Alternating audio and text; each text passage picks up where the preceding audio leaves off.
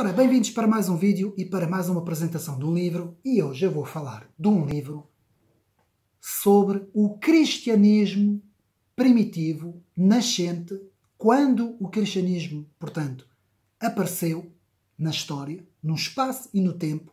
E vou-vos dizer uma coisa. Depois de ler este livro, eu já não sou a mesma pessoa. Eu vou mostrar este livro, que se chama As Catacumbas de Roma. As Catacumbas de Roma, que foi escrito por Benjamin Scott. Benjamin Scott, portanto, que foi um cristão não conformista, membro da Gospel Purity e que foi também historiador, reformador e que escreveu várias obras. Apenas para situarmos o autor. E vou-vos dizer uma coisa. Este livro que está aqui, todos os cristãos, sejam católicos, protestantes ou ortodoxos, deviam ler. Deviam mesmo ler. Eu digo-vos uma coisa. Depois de ler isso, nós, pessoas que vamos à igreja, ficamos a pensar, meu Deus, eu vivo num paraíso. Isto de eu pegar na minha Bíblia e ir até a igreja da esquina é um paraíso. Porque isto, nesta altura, e o nome o diz mesmo, e vou explicar, as catacumbas, os cristãos tinham que se reunir debaixo de umas caves, às escondidas, fugindo dos poderes, nessa altura que eram os poderes romanos, que eram as legiões romanas, fugindo das populações romanizadas, fugindo até de todos os cultos, de todas as outras religiões. E, sem mais demoras, vamos ver rapidamente o que Benjamin Scott nos explica. Faz a apresentação do livro, explicando como é que o cristianismo teve que, no início, organizar os seus cultos. Então, no ponto número 1, primeiro o autor tem que fazer uma introdução sobre o contexto religioso, contexto histórico, contexto cultural, contexto político, não é? Social também, e principalmente num contexto religioso.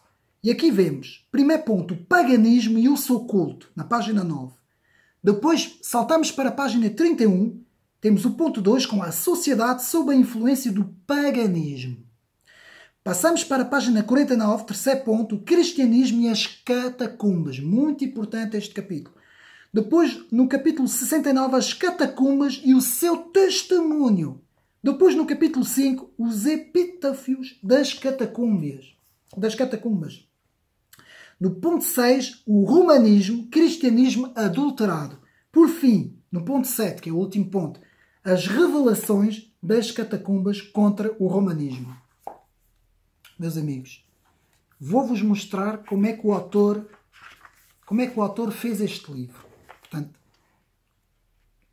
todo ao longo do livro nós temos vários géneros de desenhos, muitos símbolos. Eu nunca vi um livro com tanto símbolo.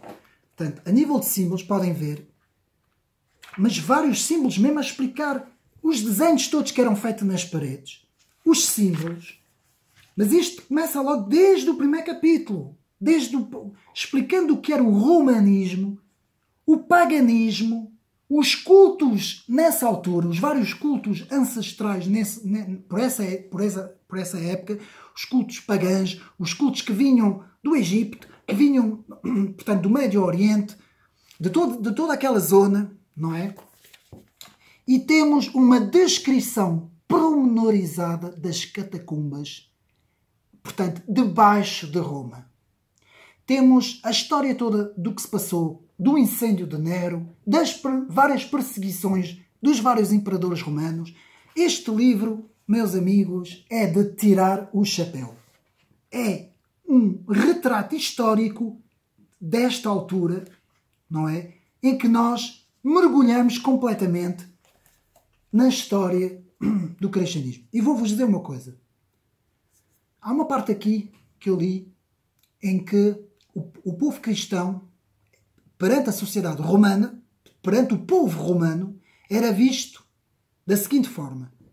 Portanto, eles eram vistos como canibais, comiam carne uns dos outros, eles eram vistos como sanguinários, bebiam sangue uns dos outros, porque era isso que eles diziam, porque eles não compreendiam a chamada ceia do Senhor.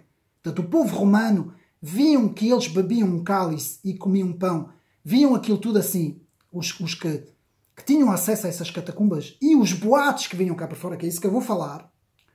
E então as pessoas murmuravam todas na cidade de Roma, não existia televisão, nem os jornais, não é? E elas murmuravam e os boatos espalhavam-se de que os cristãos eram canibais, eram sanguinários, faziam cultos de morte, portanto, sacrificavam virgens, uma série de coisas que era exatamente o contrário daquilo que os cristãos eram. Os cristãos amavam o seu próximo, ajudavam-se, ajudavam os outros de fora, eram perseguidos, ainda ajudavam os perseguidores, ou seja, levavam deste lado, davam a face. Bom, era exatamente o contrário. E, meus amigos, se naquele tempo que não havia televisões, que não havia telejornais, que não havia internet, que não havia nada disso, se naquele tempo essas ideias eram espalhadas pela cidade toda de Roma e pelo mundo romano daquele tempo, então imaginem hoje o poder da televisão, o poder dos telejornais. Isso foi só uma parte, meus amigos. É para nós vermos que a conversa sempre foi a mesma. E hoje isto continua. Há países no Extremo Oriente, há países em que isto continua. Em que os cristãos quase que têm que estar debaixo da terra. Porque senão são mortos.